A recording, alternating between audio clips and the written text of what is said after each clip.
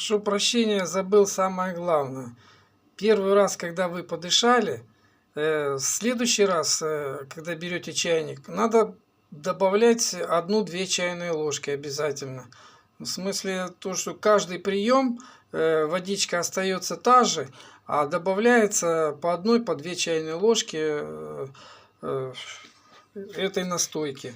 И когда будете дышать, будете ощущать вот на слюнях ну, привкус во рту вот этого багульника и прополиса.